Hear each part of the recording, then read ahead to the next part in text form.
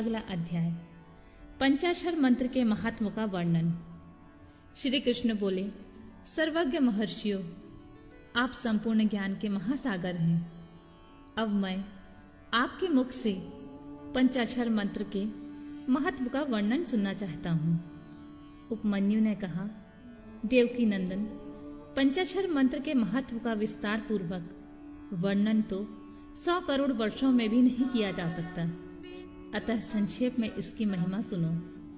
वेद में तथा शैवागम में दोनों जगह यह षडक्षर मंत्र समस्त शिव भक्तों के संपूर्ण अर्थों का साधक कहा गया है।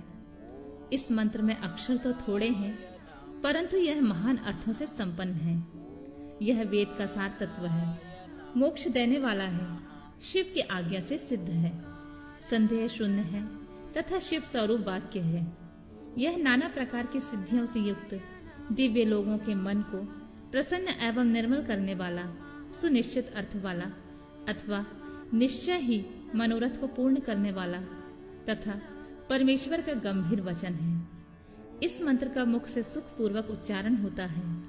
सर्वज्ञ शिव ने संपूर्ण देहधारियों के सारे मनोरथों की सिद्धि के लिए इस ओम नमः शिवाय मंत्र का प्रतिपादन किया है। यदि आदि षडक्षर मंत्र संपूर्ण विद्याओं का बीज है, जैसे वट के बीज में महान वृक्ष छिपा हुआ है, उसी प्रकार अत्यंत सूक्ष्म होने पर भी इस मंत्र को महान अर्थों से पूर्ण समझना चाहिए। ओम इस एकाक्षर मंत्र में 3 गुणों से अतीत सर्वज्ञ सर्वकर्ता द्वितीयमान सर्वव्यापी प्रभु शिव प्रतिष्ठित हैं। ईशान आदि में जो सूक्ष्म एकाक्षर रूप ब्रह्मा है, वे सब नमः शिवाय इस मंत्र में क्रमशः स्थित हैं। सूक्ष्म षडक्षर मंत्र में पंच ब्रह्मा रूपधारी साक्षात भगवान शिव स्वभावतः वाच्यवाचक भाव से विराजमान हैं। अप्रमेय होने के कारण शिव वाच्य हैं और मंत्र उनका वाचक माना गया है। शिव और मंत्र का यह वाच्यवाचक भाव अनादिकाल से चला आ रहा है। जैसे यह घोर संसार सागर अनादिकाल से प्रवृत्त है, उसी प्रकार संसार से छुड़ाने वाले भगवान शिव भी अनादिकाल से ही नित्य विराजमान हैं। जैसे औषध रोगों का स्वभावतः शत्रु है, उसी प्रकार भगवान शिव संसार दोषों के स्वाभाविक शत्रु माने गए हैं। यदि ये भगवान विश्वनाथ ना होते तो यह जगत अंधकारमय हो जाता, क्योंकि प्रकृति जड़ है और जीवात्मा अज्ञानी। अतः इन्हें प्रकाश देने वाले परमात्मा ही हैं। प्रकृति से लेकर परमाणु पर्यंत जो कुछ भी जड़ रूप तत्व है, वह किसी बुद्धिमान कारण के बिना स्वयं कर्ता नहीं देखा गया है। जीवों के लिए धर्म करने और अधर्म से बचने के लिए उपदेश दिया जाता है। उनके बंधन और मोक्ष भी देखे जाते हैं। अतः विचार करने में सर्वज्ञ परमात्मा शिव के बिना प्राणियों के आदि सर्ग की सिद्धि नहीं होती है। जैसे रोगी वैद्य के बिना सुख से रहित हो कष्ट उठाते हैं, उसी प्रकार सर्वज्ञ शिव का आश्रय न लेने से संसारी जीव नाना प्रकार के कष्ट भोगते हैं। अतः यह सिद्ध हुआ है कि जीवों का संसार सागर से उद्धार करने वाले स्वामी अनादि सर्वज्ञ परिपूर्ण सदाशिव विद्यमान हैं। वे प्रभु आदि मध्य और अंत से रहित हैं, स्वभाव से ही निर्मल हैं और सर्वज्ञ एवं परिपूर्ण हैं। उन्हें शिव नाम से जानना चाहिए। शिवागम में उनके स्वरूप का विशद रूप से वर्णन है। यह पंचाक्षर मंत्र उनका अभिधान है और वे शिव अभिधेय हैं। अभिधान और अभिधेय रूप होने के कारण परम शक्ति रूप यह मंत्र सिद्ध माना गया है। ओम नमः शिवाय यह जो षडक्षर शिव वाक्य है, इतना ही शिव ज्ञान है और इतना ही परम पद है। यह शिव का विधि वाक्य है, अर्थवाद नहीं है। यह उन्हीं शिव का स्वरूप है जो सर्वज्ञ परिपूर्ण और स्वभावतः निर्मल है, जो समस्त लोकों पर अनुग्रह करने वाले हैं। वे भगवान शिव झूठी बात कैसे कह सकते हैं? जो सर्वज्ञ हैं वे तो मंत्र से जितना फल मिल सकता है उतना पूरा का पूरा बताएंगे, परंतु जो राग और अज्ञान आदि दोषों से ग्रस्त हैं वे ही झूठी बात कह सकते हैं। वे राग और अज्ञान आदि दोष ईश्वर में नहीं हैं, अतः ईश्वर कैसे झूठ बोल सकते हैं?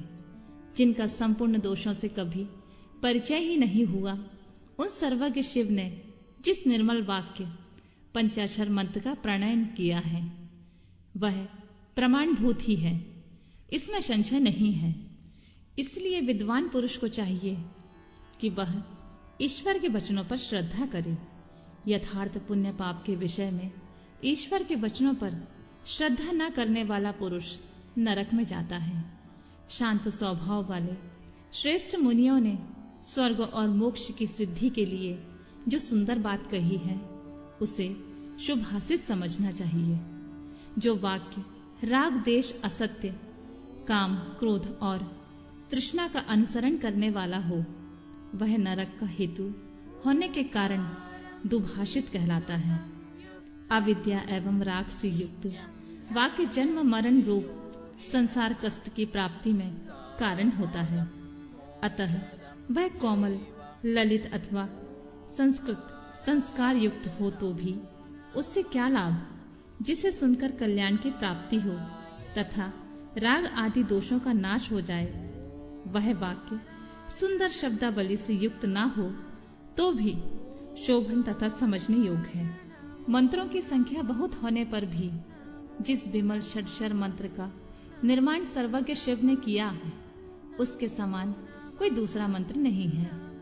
षडक्षर मंत्र में 6 अंगों सहित संपूर्ण वेद और शास्त्र विद्यमान है, अतः उसके समान कोई दूसरा मंत्र कहीं नहीं है।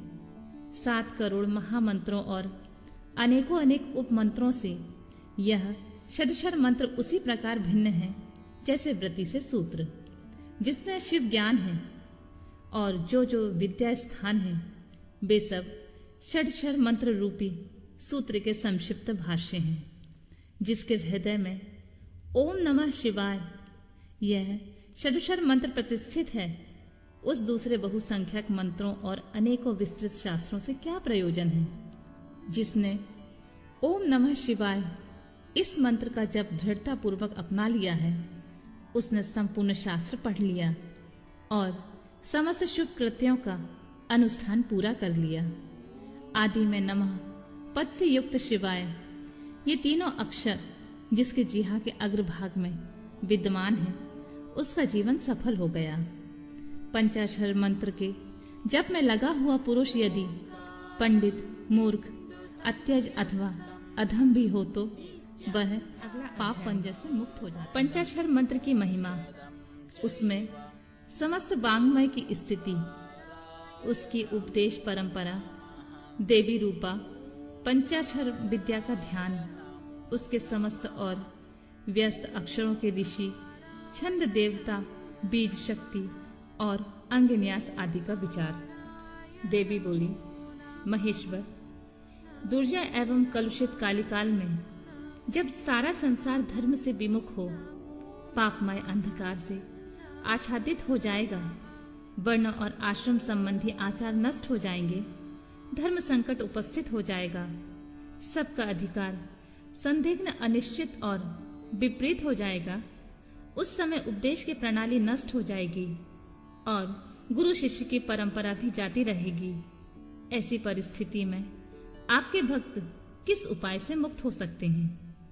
महादेव जी ने कहा, देवी, कालिकाल के मनुष्य मेरी परंपरा मनोरम पंचाक्षरी विद्या का आश्रय ले भक्ति से भावित चित्त होकर संसार बंधन से मुक्त हो जाते हैं। जो अकथनीय और अचिंतनीय हैं, उन मानसिक, वाचिक और शारीरिक दोषों से तो जो दूषित, कृतज्ञ, निर्दय, छली, लोभी और कुटिलचित हैं, वे मनुष्य भी यदि मुझ में मन लगाकर मेरी पंचाक्षरी विद्या का जप करेंगे, उनके लिए वह विद्या ही संसार भय से तारने वाली होगी। देवी, मैंने बारंबार प्रतिज्ञा पूर्वक यह बात कही है कि भूतल पर मेरा पतित हुआ भक्त भी इस पंचाक्षरी विद्या के द्वारा बंधन से मुक्त हो जाता है। देवी बोली, यदि मनुष्य पतित होकर सर्वथा कर्म करने की योग्य न रह जाए तो उसके द्वारा किया गया कर्म नरक की ही प्राप्ति कराने वाला होता है। ऐसी दशा में पतित मानव इस विद्या द्वारा कैसे मुक्त हो सकता है? महादेव जी ने कहा, सुंदरी, तुमने यह बहुत ठीक बात पूछी है। अब इसका उत्तर सुनो। पहले मैंने इस विषय को गोपनीय समझकर अब तक प्रकट नहीं किया था।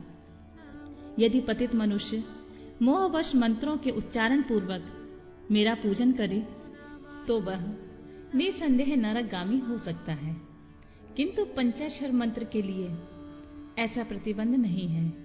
जो केवल जल पीकर और हवा खाकर तप करते हैं तथा दूसरे लोग जो नाना प्रकार के व्रतों द्वारा अपने शरीर को सुखाते हैं, उन्हें इन व्रतों द्वारा मेरे लोक की प्राप्ति नहीं होती।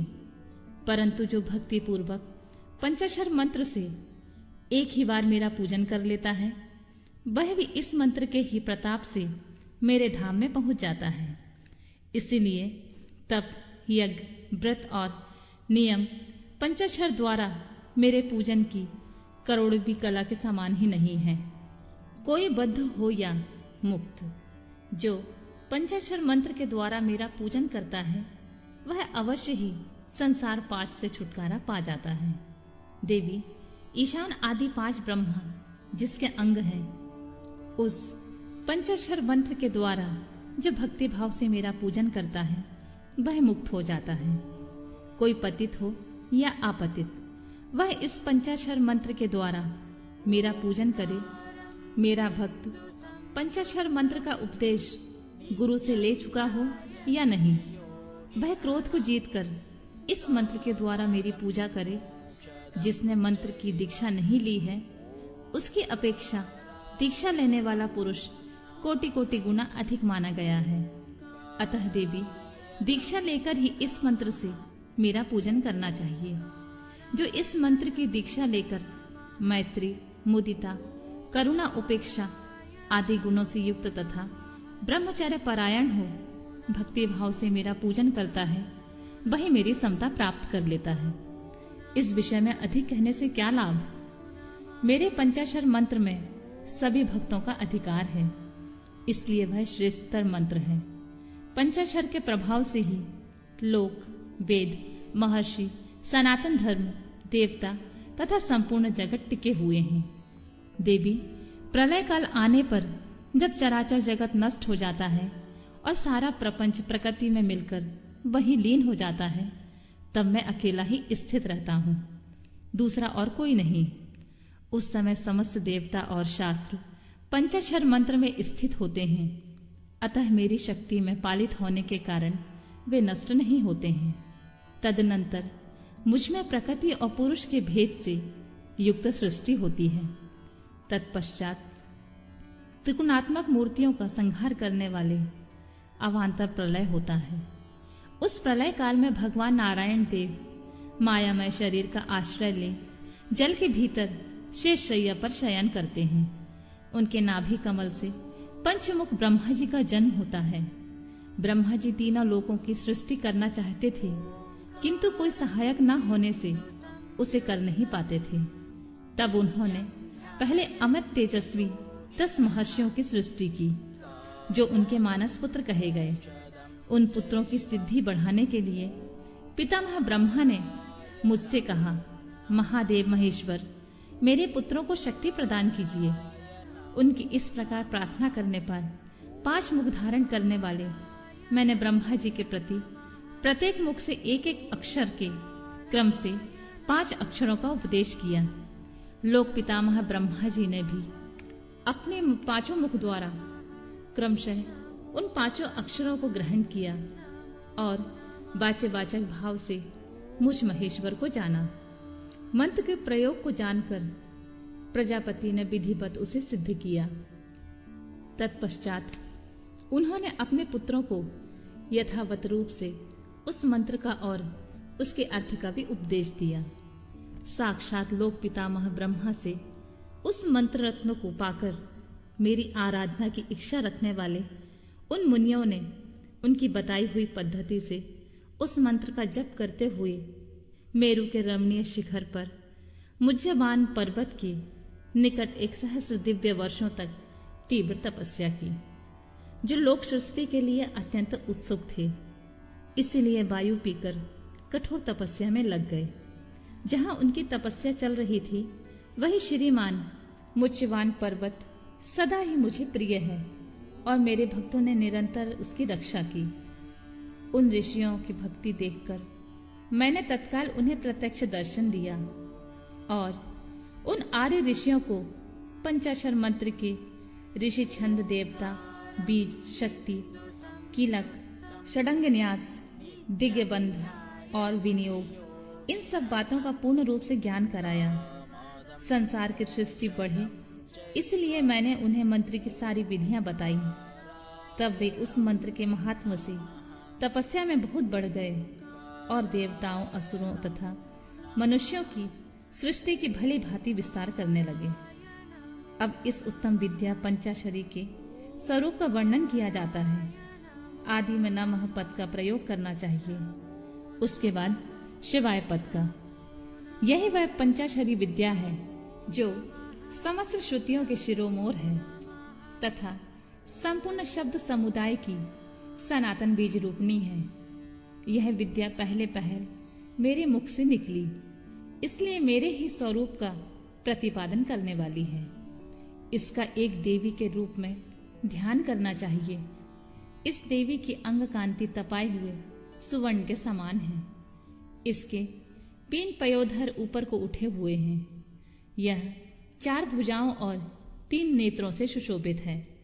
इसके मस्तक पर बाल चंद्रमा का मुकुट है। दोनों हाथों में पद्य और उत्पल है।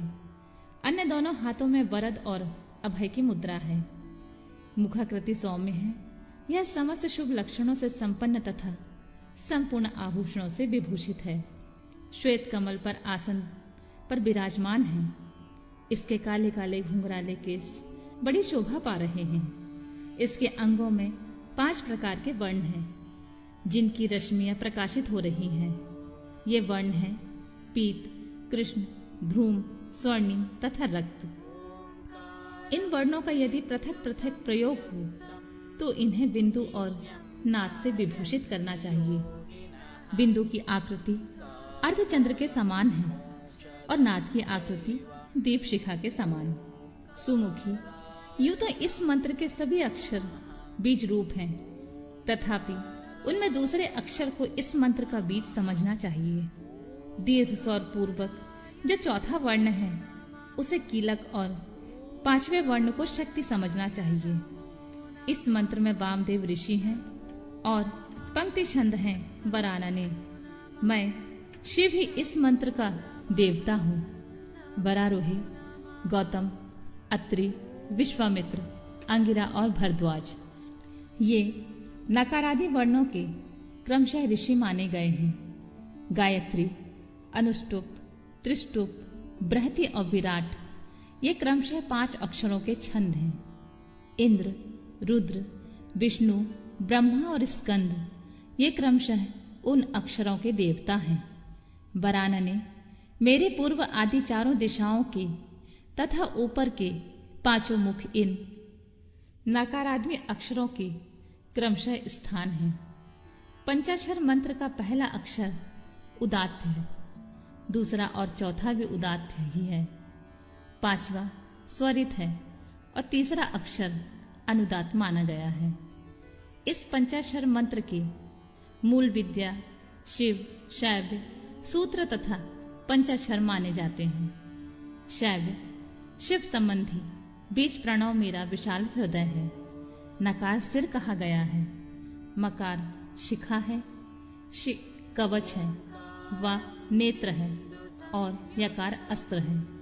इन वर्णों के अंत में अंगों के चतुर्थ पर्यंत रूप में क्रमशः नमः, स्वाहा, वषड, होम, वौषट और फट जोड़ने से अंगन्यास होता है।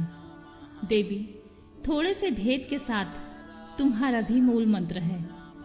उस पंचाक्षर मंत्र में जो 5वां वर्ण या है उसे 12वें स्वर से विभूषित किया जाता है, अर्थात नमः शिवाय के स्थान में नमः शिवाय कहने से यदि देवी का मूल मंत्र हो जाता है, अतः साधक को चाहिए कि वह इस मंत्र से मन, वाणी और शरीर के भेद से हम दोनों का पूजन, जप और होम आदि करें। मन आदि के भेद से यह पूजन 3 प्रकार का होता है: मानसिक, वाचिक और शारीरिक। देवी जिसकी जैसी समझ हो, जिसे जितना समय मिल सके, जिसकी जैसी बुद्धि, शक्ति, संपत्ति, उत्साह और योग्यता और प्रीति हो, उसके अनुसार वह शास्त्र विधि से जब कभी, जहां कहीं अथवा जिस किसी भी साधन द्वारा मेरी पूजा कर सकता है, उसकी की हुई वह पूजा उसे अवश्य मोक्ष की प्राप्ति करा देगी। सुंदरी, मुझ में मन लगाकर जो कुछ क्रम या व्यतिक्रम से किया गया हो, वह कल्याणकारी तथा मुझे प्रिय होता है। तथापि जो मेरे भक्त हैं और कर्म करने में अत्यंत विवश नहीं हो गए हैं, उनके लिए सब शास्त्रों में मैंने ही नियम बनाया है। उस नियम का उन्हें पालन करना चाहिए। अब मैं पहले मंत्र की दीक्षा लेने का शुभ विधान बता रहा हूँ, जिसके बिना मंत्र जप निष्फल हो जाता है और जिसके होने से जप कर्म अवश्य सफल हो जाता है। गुरु से मंत्र लेने तथा उसके जप करने की विधि। 5 प्रकार के जप तथा उनकी महिमा। मंत्र गणना करने के लिए विभिन्न प्रकार की मालाओं का महत्व तथा उंगलियों के उपयोग का वर्णन। जप के लिए उपयोगी स्थान तथा दिशा। जप में वर्जनीय बातें, सदाचार का महत्व, आस्तिकता की प्रशंसा तथा पंचाक्षर मंत्र की विशेषता का वर्णन। महादेव जी कहते हैं, वरानने, आज्ञाहीन, क्रियाहीन, श्रद्धाहीन तथा विधि के पालनार्थ आवश्यक दक्षिणा से हीन जो जप किया जाता है, वह सदा निष्फल होता है। मेरा स्वरूप भूत मंत्र यदि आज्ञा सिद्ध, क्रिया सिद्ध और श्रद्धा सिद्ध होने के साथ ही दक्षिणा से भी युक्त हो, तो उसकी सिद्धि होती है और उससे महान फल प्राप्त होता है। शिष्यों को चाहिए कि वह पहले तत्ववेता आचार्य, जपशील, सद्गुण संपन्न, ध्यान योग परायण एवं ब्राह्मण गुरुओं की सेवा में उपस्थित हो, मन में शुद्ध भाव रखते हुए प्रयत्न पूर्वक उन्हें संतुष्ट करे। ब्राह्मण साधक अपने मन, वाणी, शरीर और धन से आचार्य का पूजन करे। वह वैभव हो तो गुरु को भक्ति भाव से हाथी, घोड़े, रथ, रत्न, क्षेत्र और ग्रह आदि अर्पित करे। जो अपने लिए सिद्धि चाहता हो, वह धन के दान में कृपणता न करे। तदनंतर सब सामग्रियों सहित अपने आप को गुरु की सेवा में अर्पित कर दे।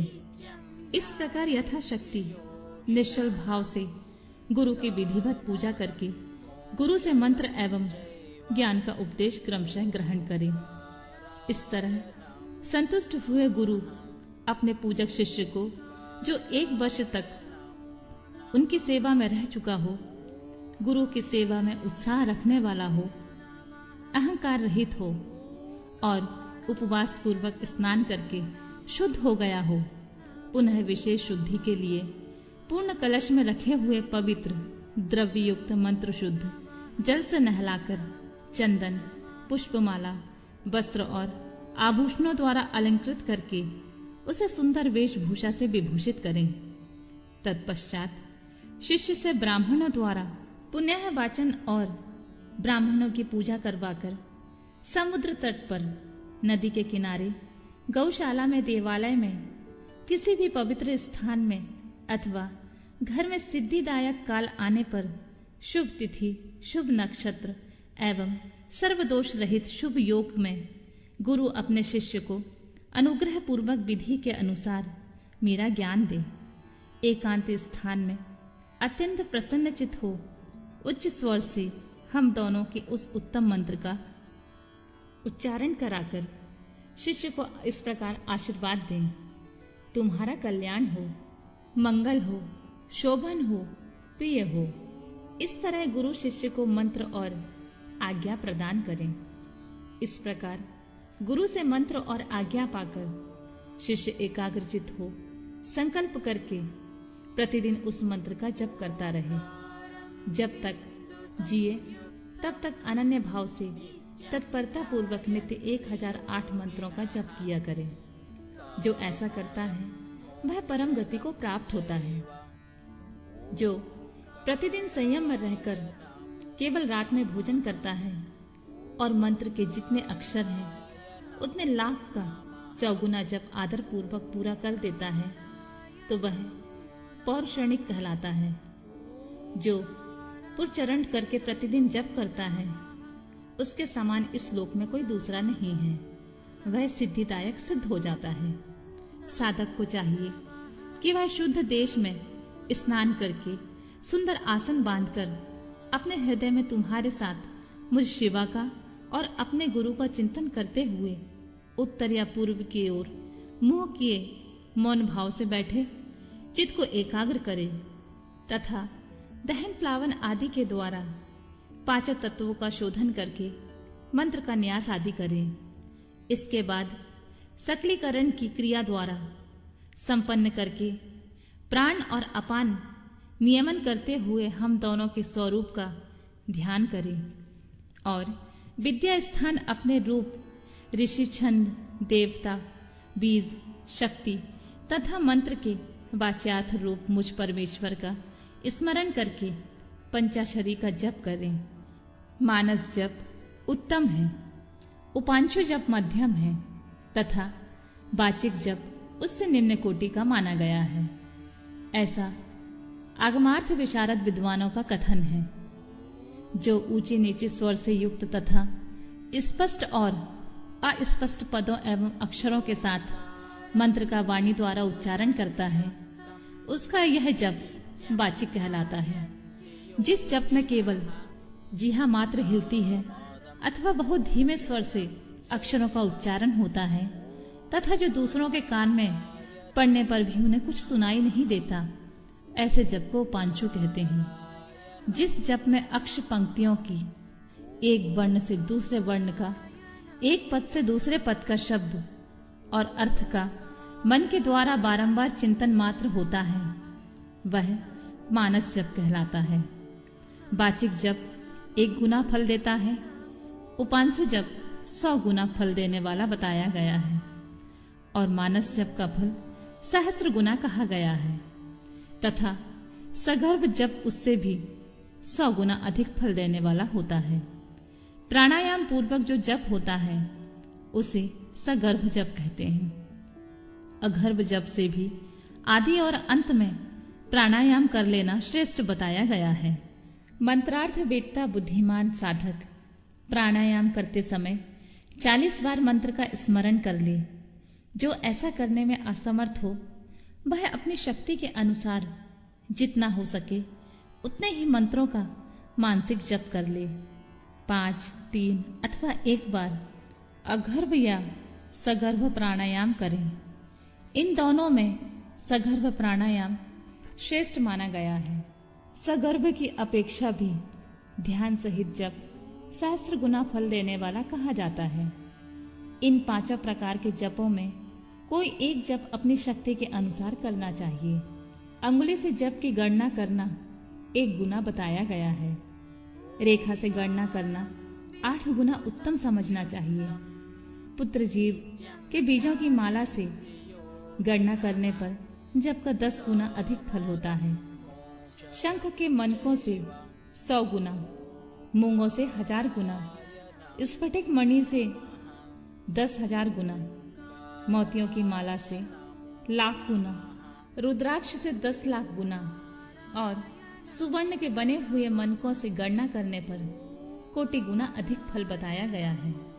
कुश के गांठ से तथा रुद्राक्ष से गणना करने पर अनंत गुने फल की प्राप्ति होती है। 30 रुद्राक्ष के दानों से बनाई गई माला जप कर्म में धन देने वाली होती है। 27 दानों की माला पुष्टिदायिनी और 25 दानों की माला मुक्तिदायिनी होती है।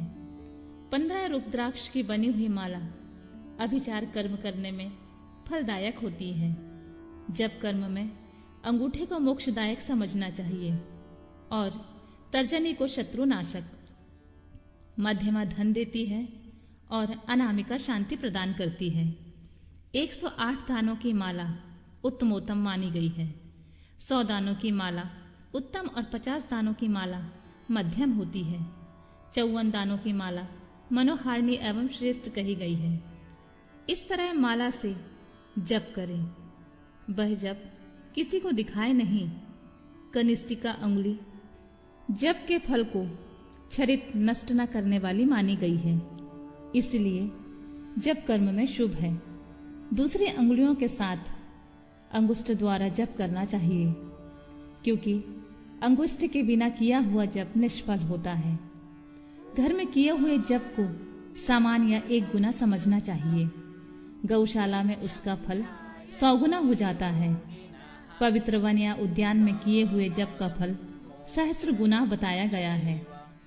पवित्र पर्वत पर 10,000 गुना, नदी के तट पर 1,00,000 गुना, देवालय में कोटि गुना और मेरे निकट किए हुए जप को अनंत गुना कहा गया है। सूर्य, अग्नि, गुरु, चंद्रमा, दीपक, जल, ब्राह्मण और गौओं के समीप किया हुआ जप श्रेष्ठ होता है। पूर्वाभिमुख किया हुआ जप वशीकरण में और दक्षिणाभिमुख जप अभिचार कर्म में सफलता प्रदान करने वाला है।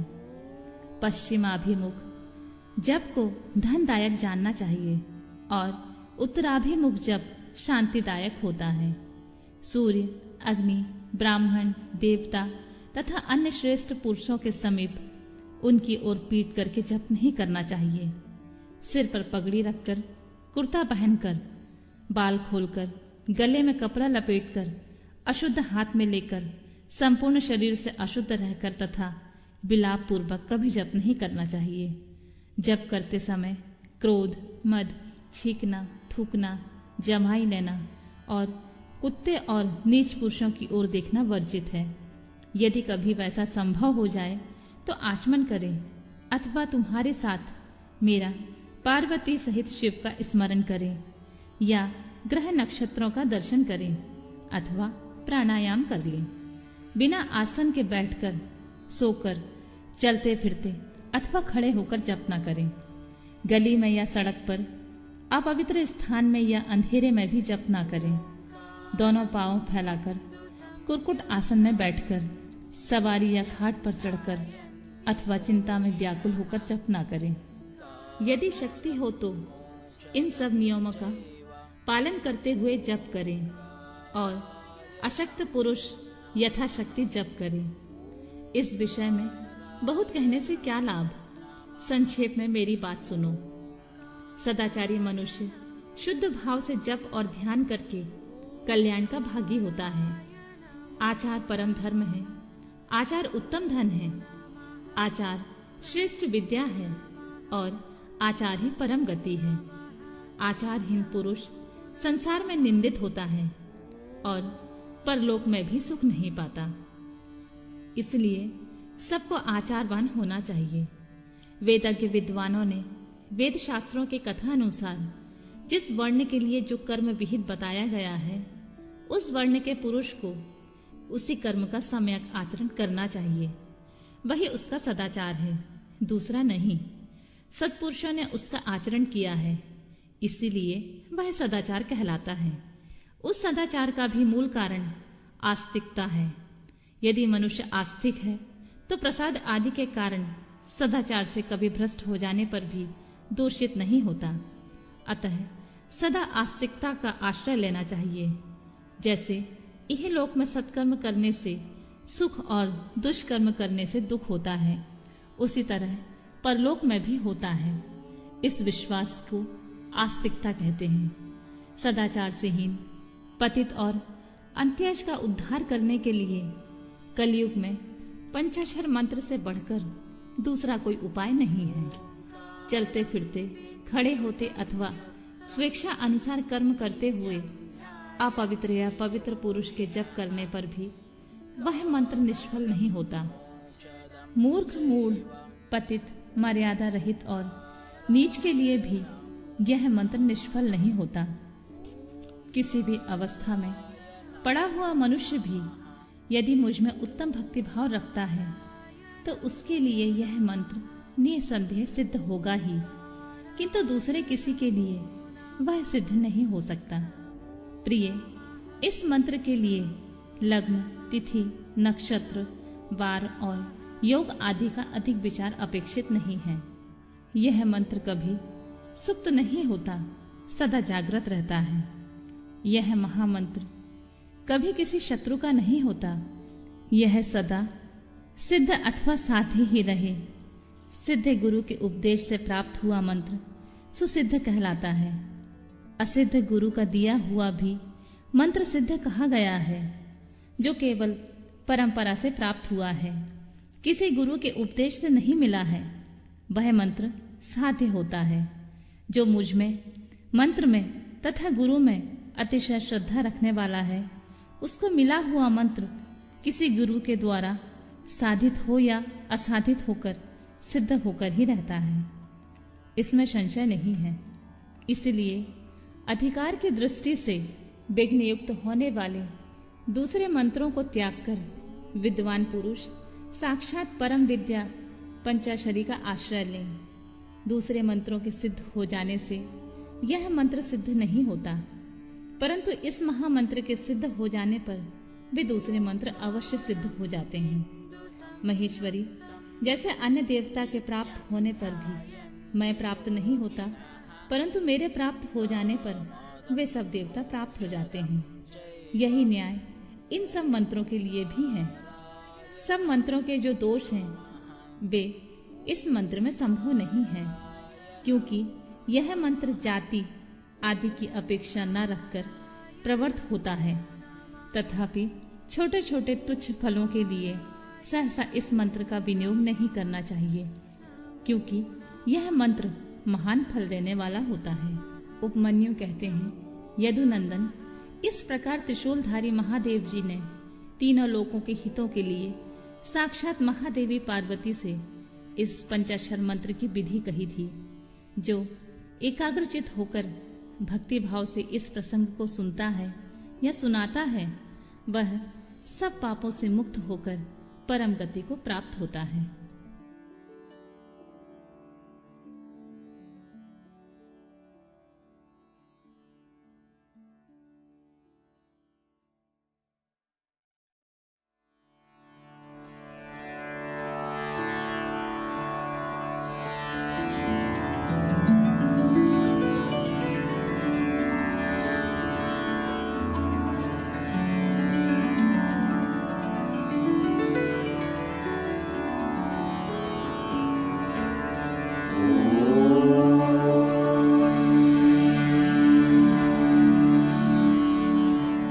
त्रिविध दीक्षा का निरूपण, शक्तिपात की आवश्यकता तथा उसके लक्षणों का वर्णन, गुरु का महत्व, ज्ञानी गुरु से ही मोक्ष की प्राप्ति तथा गुरु के द्वारा शिष्य की परीक्षा। श्री कृष्ण बोले, भगवान, आपने मंत्र का महत्व तथा उसके प्रयोग का विधान बताया, जो साक्षात वेद के तुल्य है। अब मैं उत्तम शिव संस्कार की विधि सुनना चाहता हूँ, जिसे मंत्र ग्रहण के प्रकरण में आपने कुछ सूचित किया था। वह बात मुझे भूली नहीं है। उपमन्यु ने कहा, अच्छा, मैं तुम्हें शिव द्वारा कथित परम पवित्र संस्कार का विधान बता रहा हूँ, जो समस्त पापों का शोधन करने वाला है। मनुष्य जिसके प्रभाव से पूजा आदि में उत्तम अधिकार प्राप्त कर लेता है, उस षड्भव शोधन कर्म को संस्कार कहते हैं। संस्कार अर्थात शुद्धि करने से ही उसका नाम संस्कार है। यह विज्ञान देता है और पाश बंधन को छीर्ण करता है, इसलिए इस संस्कार को ही दीक्षा भी कहते हैं। शिव शास्त्र में परमात्मा शिव ने शांभवी, शाक्ति और मांत्री 3 प्रकार की दीक्षा का उपदेश किया है। गुरु के दृष्टिपात मात्र से, स्पर्श से तथा संभाषण से भी जीव को जो तत्काल पाशों का नाश करने वाली संज्ञा सम्यक बुद्धि प्राप्त होती है, वह सांभविक दीक्षा कहलाती है। उस दीक्षा के भी 2 भेद हैं, तीव्रा और तीव्रतरा। पाशों के क्षीर्ण होने में जो शीघ्रता या मंदता होती है, उसी के भेद से ये दो भेद हुए हैं। जिस दीक्षा से तत्काल सिद्धि या शांति प्राप्त होती है, वही तीव्रता मानी गई है। जीवित पुरुष के पाप का अत्यंत शोधन करने वाली जो दीक्षा है, उसे तीव्र कहा गया है। गुरु योग मार्ग से शिष्य के शरीर में प्रवेश करके ज्ञान दृष्टि से जो ज्ञानवती दीक्षा देते हैं, वह शाक्ति कही गई है। क्रियावती दीक्षा को ही मांत्री दीक्षा कहते हैं। इसमें पहले होम कुंड और यज्ञ मंडप का निर्माण किया जाता है। फिर गुरु बाहर से मंद या मंदतर उद्देश्य को लेकर शिष्य का संस्कार करते हैं। शक्तिपात के अनुसार शिष्य गुरु के अनुग्रहण का भाजन होता है। शैव धर्म का अनुसरण शक्तिपात मूलक है, अतः संक्षेप में उसके विषय में निवेदन किया जाता है। जिस शिष्य में गुरु की शक्ति का पात नहीं हुआ, उसमें शुद्धि नहीं आती है, तथा उसमें ना तो विद्या, न शिवाचार, न मुक्ति और न सिद्धियां होती हैं। अतः प्रचुर शक्तिपात के लक्षणों को देखकर गुरु ज्ञान अथवा क्रिया के द्वारा शिष्य का शोधन करें। जो मोहवश इसके विपरीत आचरण करता है, वह दुर्बुद्धि नष्ट हो जाती है। अतः गुरु सब प्रकार से शिष्य का परीक्षण करे। उत्कृष्ट बोध और आनंद की प्राप्ति ही शक्तिपात का लक्षण है, क्योंकि यह परम शक्ति प्रबोधानंद रूपणी ही है। आनंद और बोध का लक्षण है अंतःकरण में विकार। जब अंतःकरण द्रवित होता है, तब बाहरी शरीर में कंप और रोमांच, स्वविकार, नेत्र विकार और अंग विकार प्रकट होते हैं। शिष्य भी शिव पूजन आदि में गुरु का संपर्क प्राप्त करके अथवा उनके साथ रह करके उनमें प्रकट होने वाले इन लक्षणों से गुरु की परीक्षा करे। शिष्य गुरु का शिक्षणीय होता है और उसके गुरु के प्रति गौरव होता है। इसीलिए सर्वथा प्रयत्न करके शिष्य ऐसा आचरण करे जो गुरु के गौरव के अनुरूप हो। जो गुरु है वह शिव कहा गया है, और जो शिव है वह गुरु माना गया है।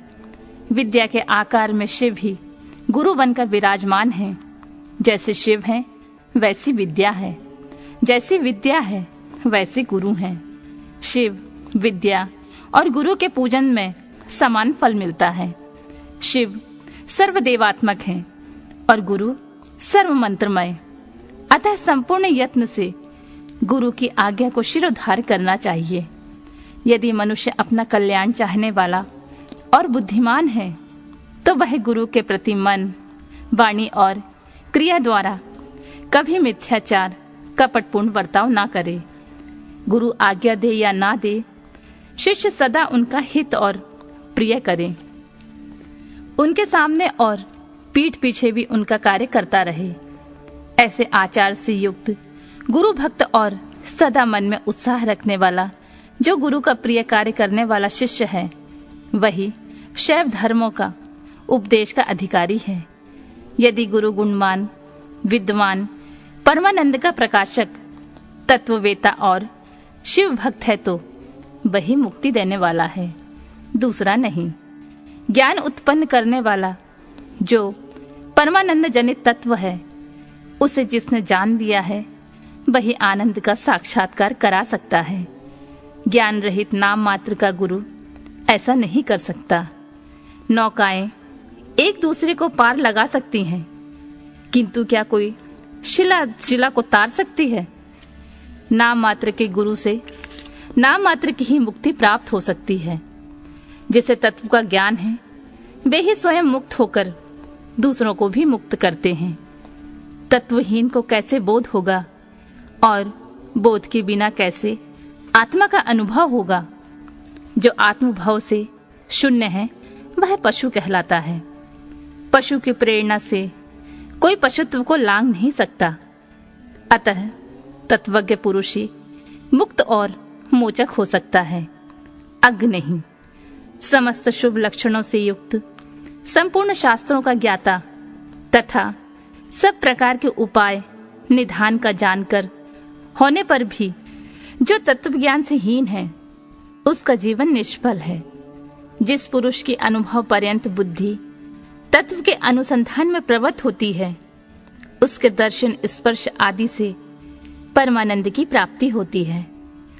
अतः जिसके संपर्क से ही उत्कृष्ट बोध स्वरूप आनंद की प्राप्ति संभव हो, बुद्धिमान पुरुष उसी को अपना गुरु चुने, दूसरे को नहीं। योग्य गुरु का जब तक अच्छी तरह ज्ञान ना हो जाए, तब तक विनयाचार चतुर्मुमुक्षु शिष्यों को उनकी निरंतर सेवा करनी चाहिए। उनका अच्छी तरह ज्ञान सम्यक परिचय हो जाने पर उनमें सुस्थिर भक्ति करें। जब तक तत्व का बोध ना प्राप्त हो जाए, तब तक निरंतर गुरु सेवन में लगा रहे। तत्व को ना कभी छोड़ें और ना किसी तरह भी उसकी उपेक्षा करें। जिसके पास 1 वर्ष तक रहने पर भी शिष्य को थोड़े से भी आनंद और प्रबोध की उपलब्धि ना हो, वह शिष्य उसे छोड़कर दूसरे गुरु का आश्रय ले। गुरु को भी चाहिए कि वह अपने आश्रित ब्राह्मण जातीय शिष्य की 1 वर्ष तक परीक्षा करे, क्षत्रिय शिष्य की 2 वर्ष तक और वैश्य की 3 वर्ष तक परीक्षा करे। प्राणों को संकट में डालकर सेवा करने और अधिक धन देने आदि का अनुकूल प्रतिकूल आदेश देकर उत्तम जाति वालों को छोटे काम में लगाकर और छोटों को उत्तम काम में नियुक्त करके उनके धैर्य और सहनशीलता की परीक्षा करे। गुरु के तिरस्कार आदि करने पर भी जो विषाद को प्राप्त नहीं होते, वे ही संयमी, शुद्ध और शिव संस्कार कर्म की योग्य हैं।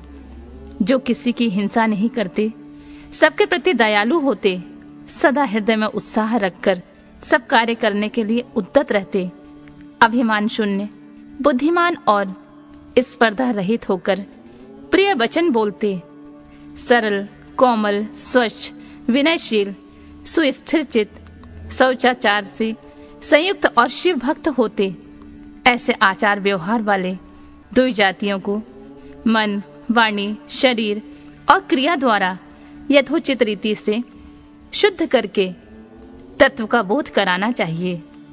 यह शास्त्र का निर्णय है। शिव संस्कार कर्म में नारी का स्वतः अधिकार नहीं है। यदि वह शिव भक्त हो तो पति की आज्ञा से ही उक्त संस्कार की अधिकारिणी होती है। विधवा स्त्री का पुत्र आदि की अनुमति से और कन्या का पिता की आज्ञा से शिव संस्कार में अधिकार होता है। शूद्रों, पतितों और वर्ण संकरों के लिए षड्भव शोधन शिव संस्कार का विधान नहीं है।